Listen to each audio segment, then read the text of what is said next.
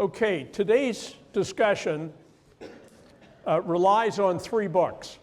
And one of them is Hayek's Constitution of Liberty, which you've seen 2 chapters of online.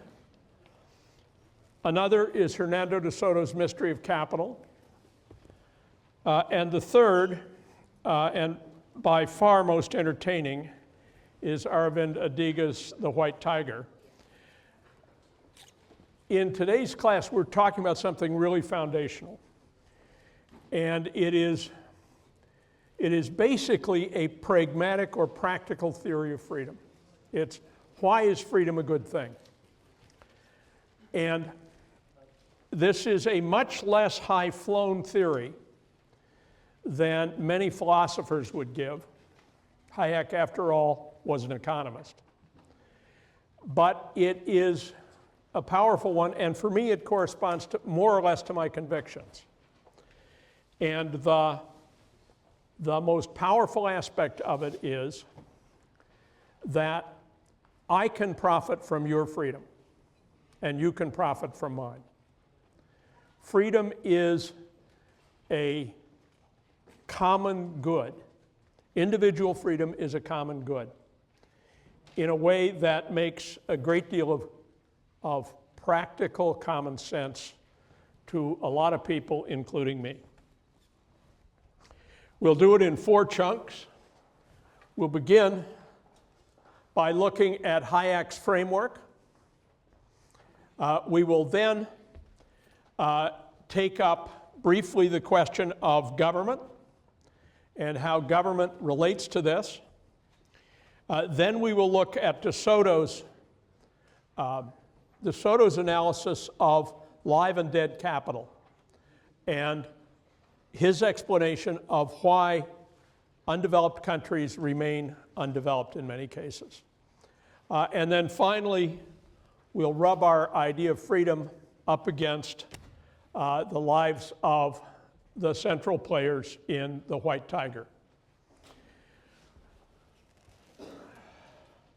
And throughout this, I'm going to advert from time to time to a Yale story, not the tragic one that is on the front page of today's paper, but an equally, well, no, I won't say equally, another troubling story, which is the decision of Yale University Press when it agreed to publish a book about the Danish cartoons which poked fun at the prophet Mohammed.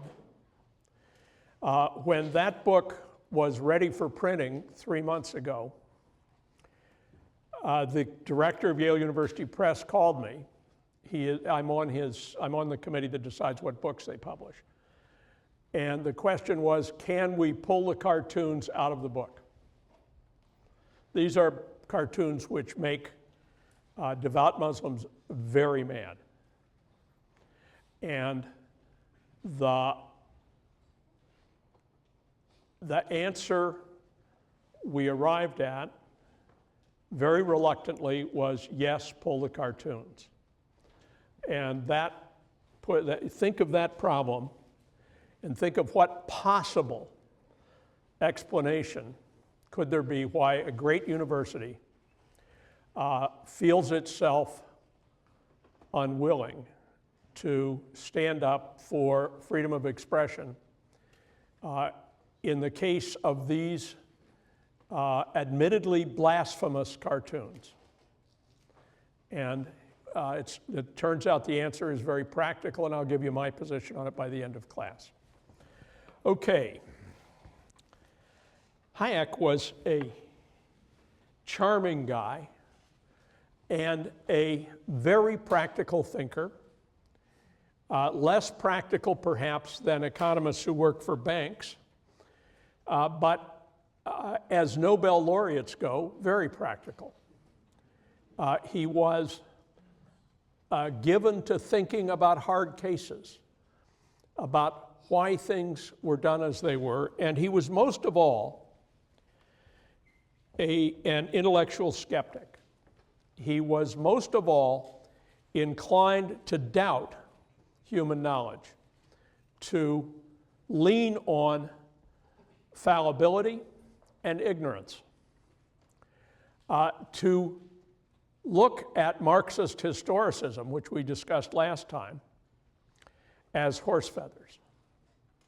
He was contemptuous of not Marx alone, but of whomsoever imagines that there is a deterministic course for world history, A, and that they know what it is, B. Neither A nor B washes with Hayek. And the reason it doesn't wash is that he believes in freedom. And in free societies, outcomes are unpredictable.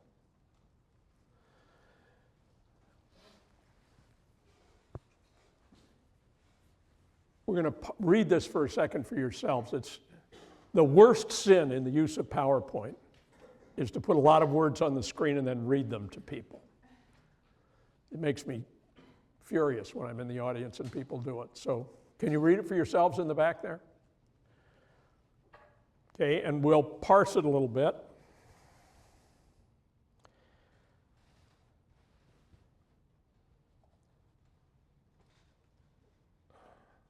Civilization which no brain has designed, but which has grown from the free effort of millions of individuals. Okay, and the idea here is, this is a very powerful idea. It is, if you say, who designed the world in which we live here at Yale? How long would the list be? Or let's try this. Let's take the highest ranking officials of Yale University. Let's say Roland Betts, who is the chairman of the Yale Corporation, and Rick Levin, who is the president of the university. And let's throw in Linda Lorimer, who's the secretary, and Mary Miller, who's the dean of the college. And think of 4 or 5 others that might be important. What percentage of what goes on around here did they think up? Take a guess. Do we have a mic out there? Just hand it to the woman right behind you. Let's get her guess. What percentage of the way we do things at Yale is attributable to the 5 highest ranking officers of the university? 5%? You think that much? Let's pass the mic around look, I can tell you've got something to say. Go with it. Yeah, it doesn't seem to be on.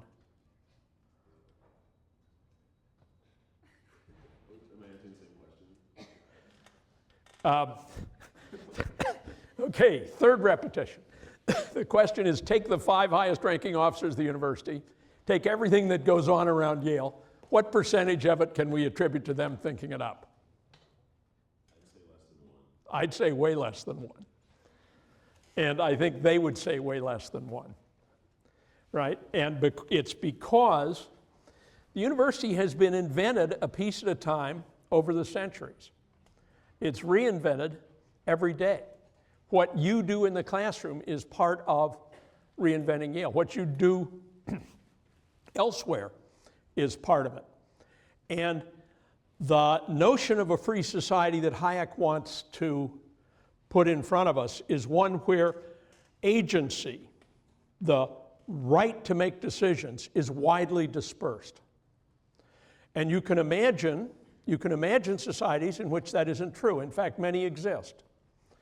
One would be an authoritarian society, an autocracy, where a ruling elite pretty much says what happens. Another would be traditional society or a theocratic society, where there are standing rules, they are more or less followed, and they restrict agency in a sharp way. New Haven Colony, in the years 1637 to 1665, was a strict theocracy. And the rules were laid down in the Bible. Solum scripturum was the idea. They made no laws. All they did was interpret the Bible and enforce it harshly. Hayek has in mind something very different from that. And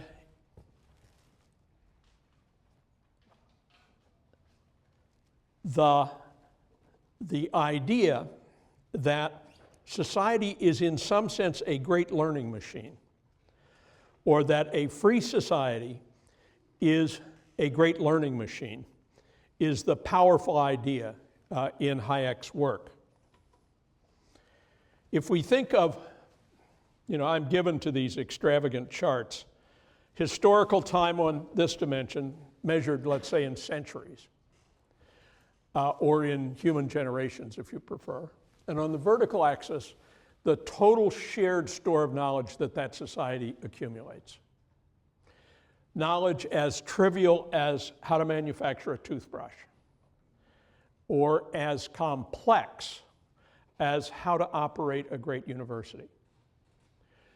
The accumulation of that knowledge is, Hayek says, accelerated exponentially by dispersed agency, by freedom. And the rate of accumulation grows in an exponential curve with a free society.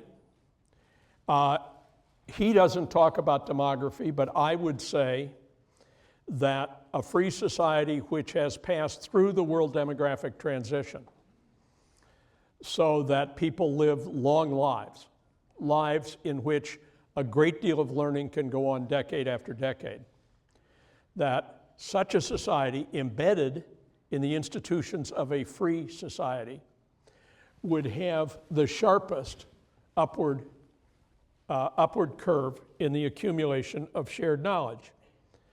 The other side of that story, and here I've added a second axis on the right, which represents the percentage of a society's knowledge which one very competent person can capture. Right? Who's the most competent? Rick Levin is very competent. Never brilliant, always thoroughly competent. It's really true. I mean, it really is true. Part of why he's so good is he never tries to be brilliant. You ever heard him say anything that was even vaguely edgy? I've known him 40 years. We used to ride home together at night. He's never anywhere near the edge. But he's never crazy. He's the most thorough, right? It's the personality profile for an airline pilot, a heart surgeon, and maybe the president of a university. So it's a very steady, very competent persona. And Hayek's big point is that no individual, however competent, can know any major fraction of the knowledge accumulated in a free society over time. And that, first of all, that's humbling, right? It's terrifically humbling.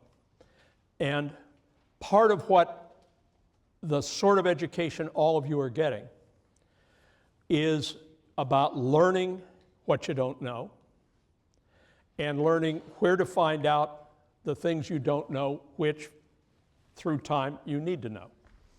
But it is not imagined that this or any other college can create graduates who master any large fraction of what is known in the United States or the Western world, much less the world at large.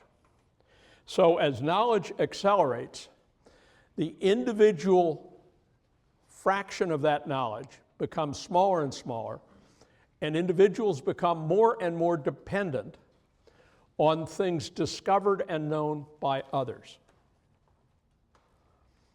Take the toothbrush. Who's got a mic here? Let's go to the gentleman in the red t-shirt. If it were your assigned task in your first job to set up a manufacturing plant for ordinary plastic toothbrushes with nylon bristles, how would you go about it?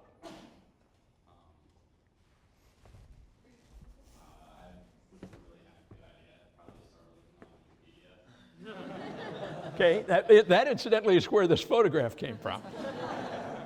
Okay, so you go to Wikipedia.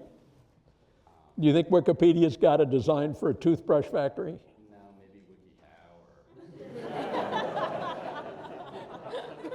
WikiHow or... Okay, what you'd begin doing is reaching out to others, right? And you would probably have to reach out to several others. And those others, the others who actually make these toothbrushes are, do you suppose those plants are located in New Jersey? Not really sure. I'm pretty sure.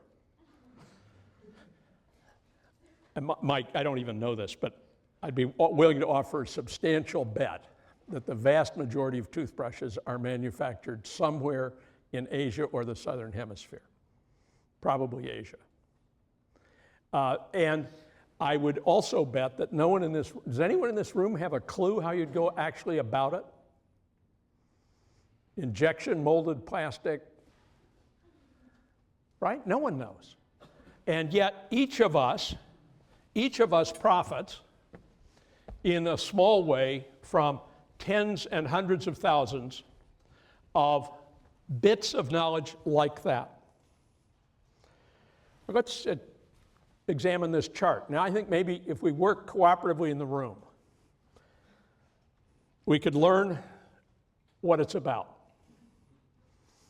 I have no idea. I certainly can't read these labels. Is there anyone here who can read them?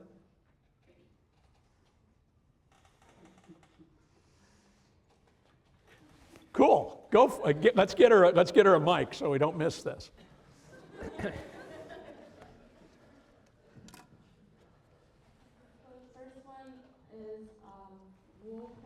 Mm-hmm. Second one is non-wool products, and the third one means original material.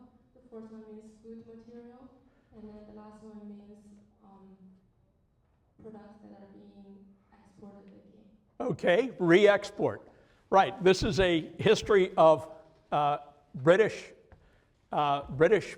exports in a complex bar chart, and the fact that. Are there other people who knew how to do it and didn't raise their hands? Okay. What we see here, this is kind of a division of labor story, right? It's a little like Adam Smith and the pin factory, that we rely on others as storehouses of knowledge, useful to us, or at least imaginably so in my example. This is the Model T Ford. And it was produced for the first time in numbers between 1910 and 1917. And it was a revolutionary machine.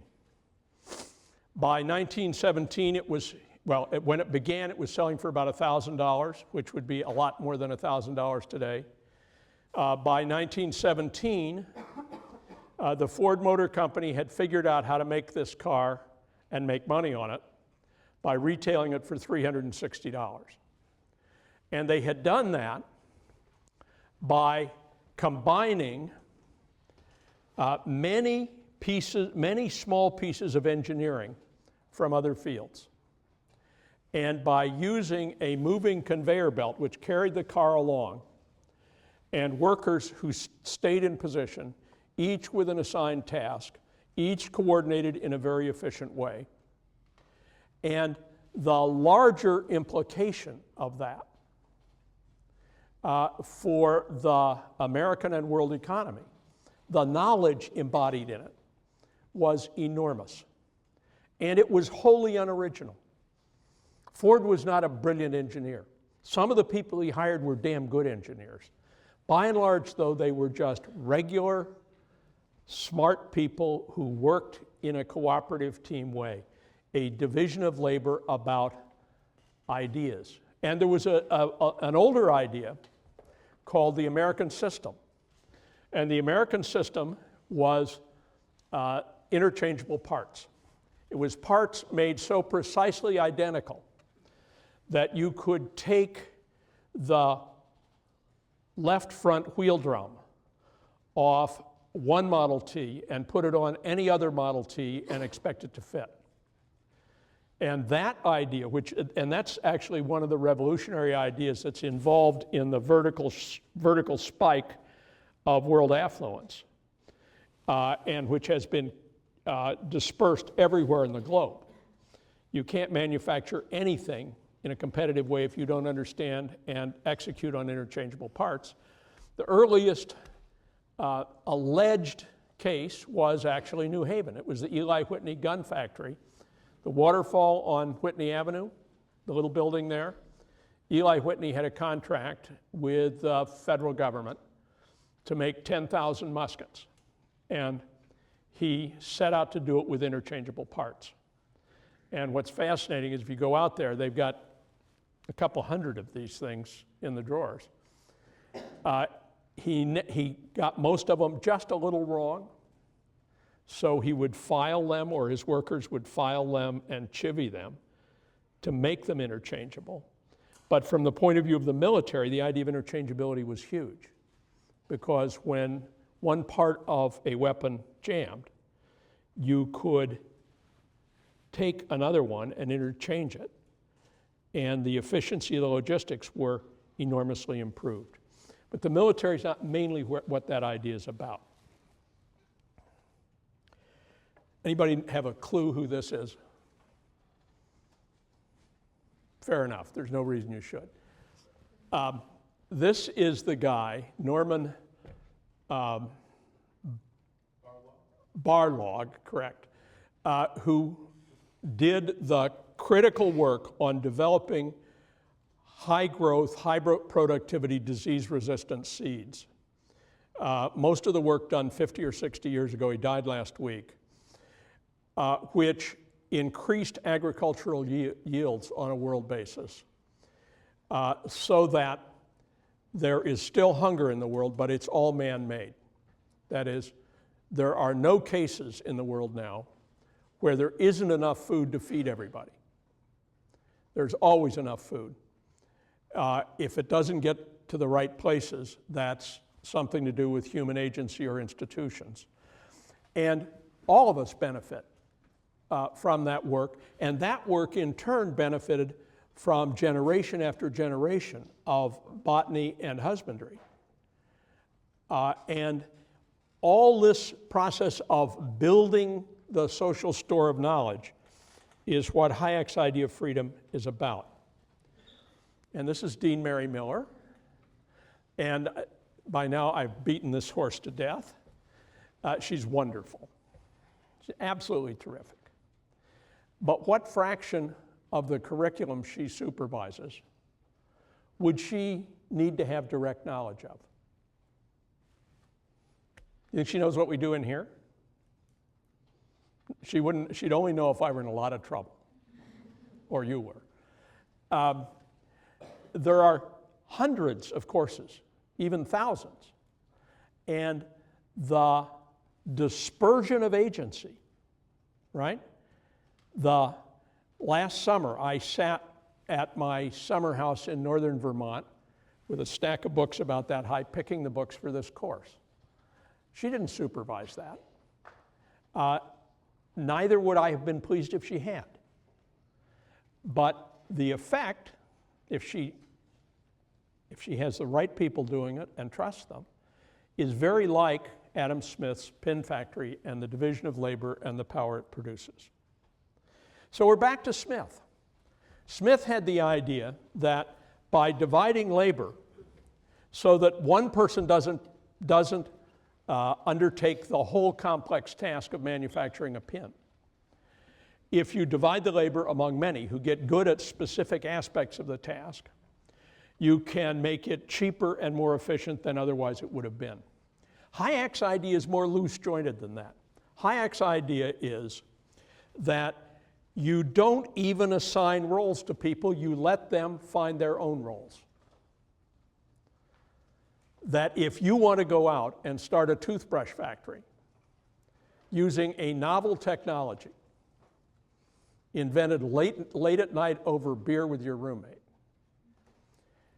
what's the likely outcome? The likely outcome is that you will fail. Your toothbrush will be too expensive and not very good, right? Isn't that the likely thing? And if you think about a market economy as literally hundreds of thousands of people who make decisions like that, go, no go, with a new model toothbrush, the accumulated knowledge from that is enormously powerful.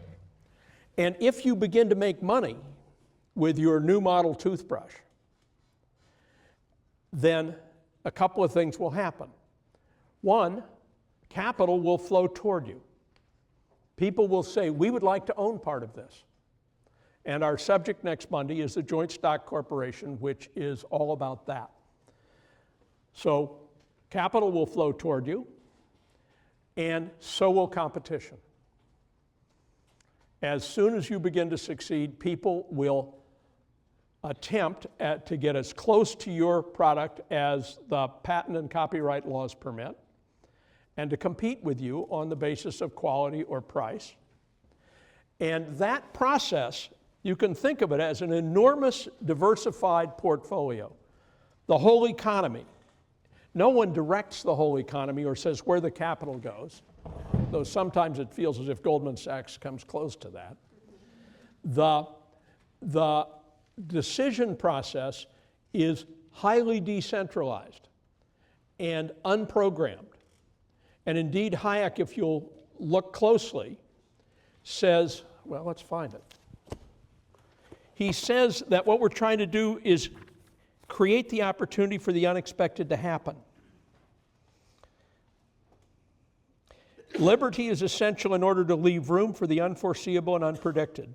We want it because we have learned to expect from it the opportunity of realizing many of our aims. So that the core idea is dispersed power of action. Now, Hayek is entirely dependent on the idea that we are limited intellect. If we were, as this quote says, omniscient, the page 29, the green quote here, there would not be so strong a case for freedom. I think there would be other cases. But the core case that Hayek is making is that freedom is a way of overcoming our own fallibility and of allowing others to fill the holes in our individual stores of knowledge.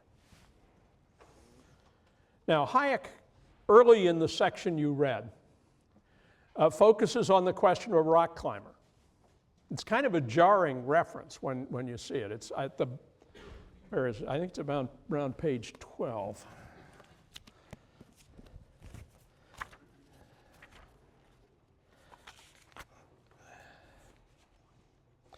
I read, most people will still have enough feeling for the original meaning of the word free to see that if,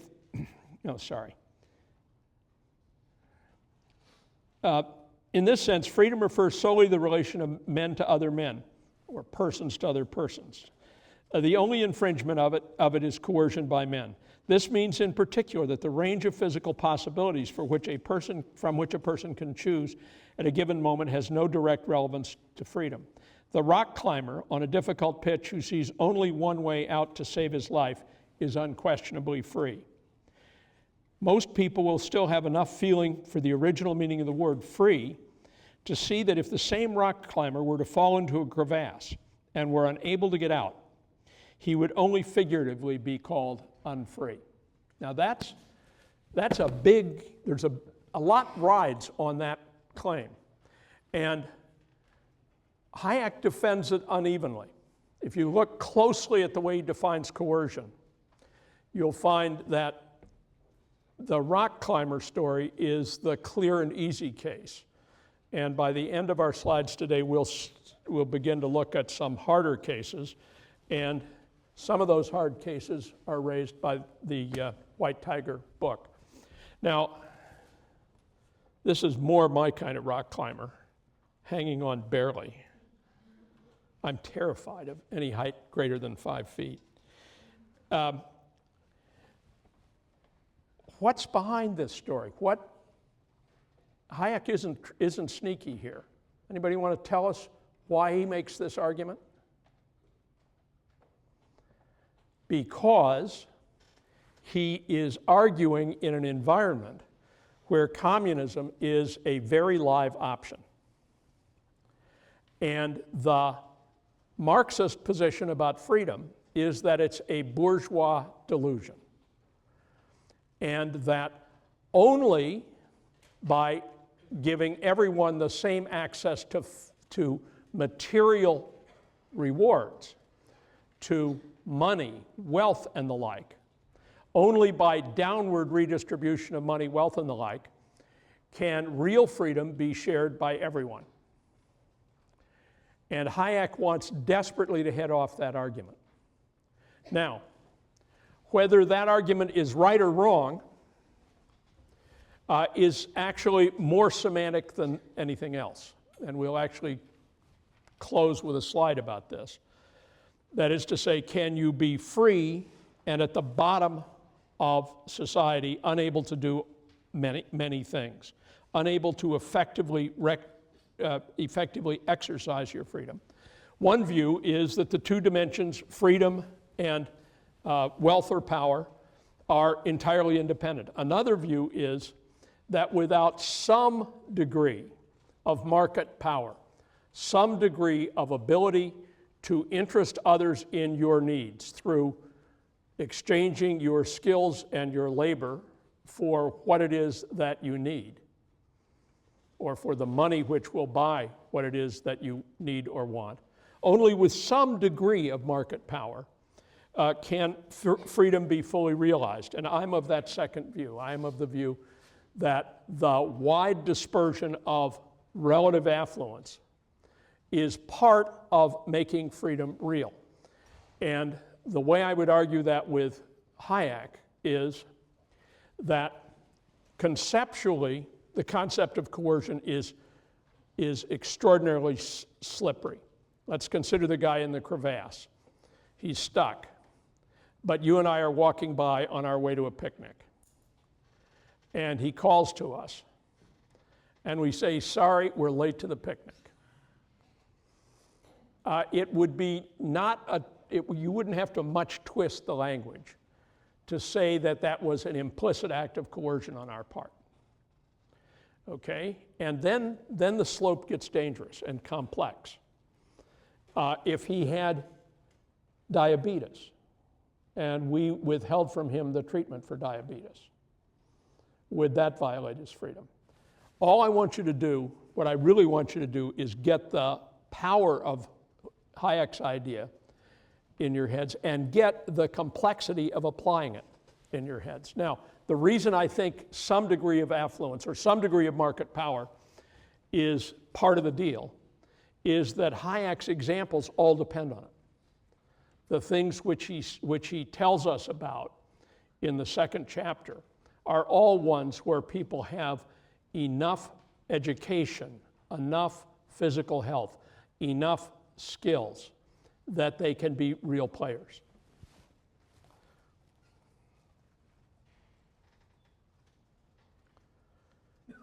Now, the Adiga questions, and this is Adiga's social class we're seeing in this slide, are different. Okay, we're going to go to Adiga in a few minutes, but let's pause and talk about the Danish cartoons, which I'm not going to show you. You can see them, all you got to do is Google them. And they are, from an Islamic point of view, blasphemous. And they are, from a Western secular point of view, they are in some ways funny. This cartoon, which is a cartoon about cartoons, captures the idea that the scriptural blasphemy seen by the Muslim here is on the same plane with the secular blasphemy seen by the advocate of free speech. John Bolton, he's a Yale alum. I even know him a little. He was Bush's representative to the UN, and he's a radical libertarian, and he's on the warpath against Yale over our not publishing the cartoons. Let's stop and talk practice for a minute. Have we got, yep. Pick somebody out. Okay. Can you imagine any circumstance, the few, the proud, the moose, I like it. Can you imagine any circumstance under which you would say that we should tell the university press not to publish the cartoons in the book? The book will be out in about a week, but without the cartoons. I can imagine there's a pretty strong case to doing that. If there were good reasons to believe that publishing the cartoons would, there was some specific threat. Publishing the cartoons would result to the university or to people. Okay, you cut straight to the chase. Very well done. The point just made is that the university consulted experts. And the question of the experts was, what's the probability of a terrorist attack launched against Yale in response to the publication of the cartoons? And the answer came back that it was not insubstantial. Now, why would that be? Would you got to grab it and talk to it. Would you be inclined to take the libertarian position and say, Yale is the kind of place which stands up for freedom of expression? I think you can make the case that Yale stands up for freedom of expression in a lot of cases, but not all. Okay. And so let's see, have we got a true gospel libertarian in the room? We got somebody who wants to say, damn it, you should have published them. I don't mind being criticized. Yeah. Yes. We need to, yeah. If you'll come forward a little, it's going to make it easier. I would say yes. I see the cartoons no differently than I see all of those Darwin cartoons that were around for Darwin Day, or the pictures of the Christian fish with feet on it walking onto land. I mean, if you can criticize one religion, you have to be able to criticize all. And I think that the best approach would have been probably to try to create an academic exchange whereby every university displayed the cartoons in some public place. Because I believe that freedom of speech is absolutely. You're the kind of guy Rick Levin's scared of. Thanks. No, that was good. Richard. I don't need a microphone. If the argument is that the right to life is going to outweigh the right to freedom of expression, and if a cartoon like this would, in fact, raise a probable chance of a terrorist attack, Bolton's counter-argument would be that it's a slippery slope. And the minute you get into this sort of appeasement towards that potential threat, down the road, the potential that you're giving up multiple or a societal amount of freedoms to appease an aggressor, you're actually bringing an even greater existential threat to society. Okay. I agree that that would be one of the counters, and it is a persuasive one. It's important.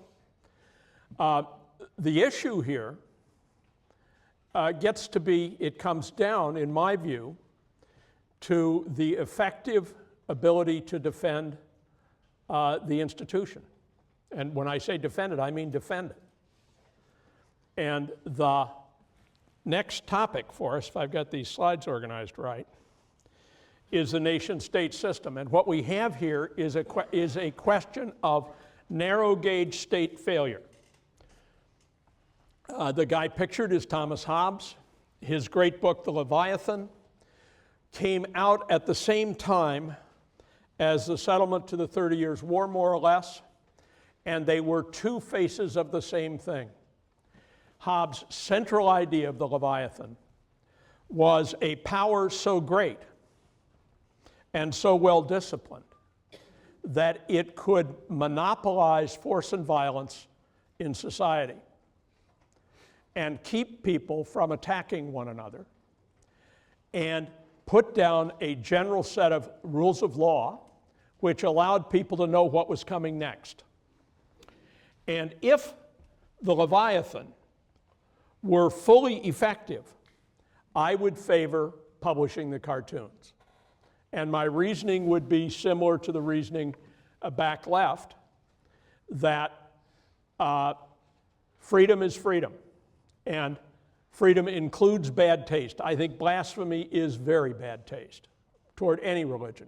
It's bad taste, but the fact that I deem it bad taste doesn't make it inappropriate, an inappropriate exercise of freedom for those who take a different view. That's the whole idea of freedom. Now, what's missing here is that in some fundamental way, the Al-Qaeda events worked. They did, in some degree, work. We all pay rent on them every time we fly, right? I mean, think about the person hours consumed taking shoes on and off, and the perfectly good bottles of water or shaving cream, which are confiscated. The critical aspects of state performance, the rule of law reliably enforced, zones of freedom, for example, within our own property here at the university, corruption minimized, and the monopoly on force and violence effective. Now, what 9/11 was about was an attack on our culture and a demonstration that even the mightiest nation in the world, nay, the mightiest nation in the history of the world, was open to violent attack, especially if you were willing to die in the process. And we have been convinced by that. And if you actually think about defending the Yale campus against, just imagine a single person willing to die or spend his life in prison for attacking Yale in the most spectacular possible way. What would we have to do to the campus to rule that out? Call the New Haven Police Department? You must be kidding, right? I mean, they don't have anything like the resources to do it. And our own police force doesn't come close to being able to do it. The campus is built on the premise that the monopoly on force and violence works. It is built to deal with petty criminals, right? The locking of gates and that kind of thing. But the locking of gates is entirely useless against a terrorist. And anyway, I soberly thought about this, and I thought I would much rather take the ringing First Amendment point of view. But, and I was only one of many people involved in this judgment, but ultimately, I couldn't bring myself to undertake that risk on behalf of all of you. And Richard Pistelli is correct that that represents a loss of something and a step on a slippery slope. I think that's really true. But it's real. And the virtue of Hayek's way of thinking is that it's not all or nothing. It is a pragmatic judgment about how best to organize society. Now, Hernando de Soto, third topic, Mystery of Capital. It's a middle difficulty book. It's not very difficult. And it's all built on one point. And the one point is the distinction between formal and informal property.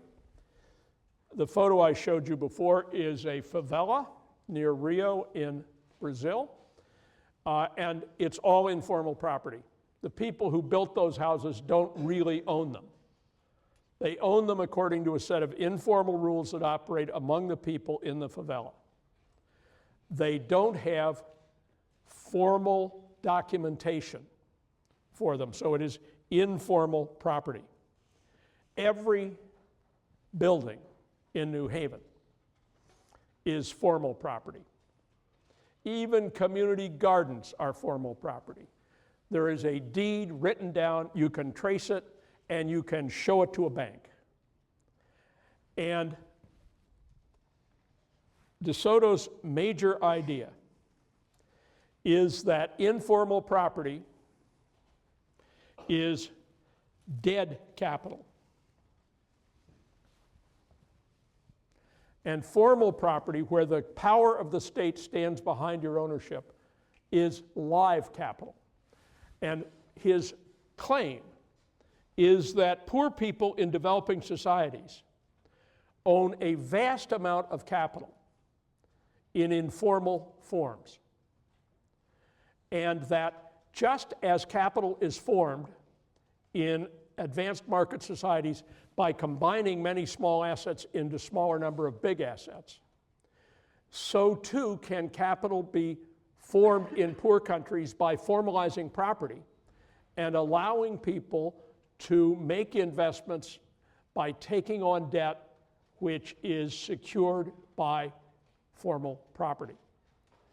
And his further claim is that many of the worst economies in the world are the worst economies in the world because the number of hurdles that stand in front of you when you want to formalize your property are wildly excessive. I'm going to do the white tiger at the beginning of class next time. I urge you, one of you came up to me at lunch today and said, wow, this is fun. I mean, it is one of the great novels of this era. And I promise you, if you'll just give it an hour, you're going to love it. And we'll start with the white tiger on Monday, and then we'll go to the Joint Stock Corporation.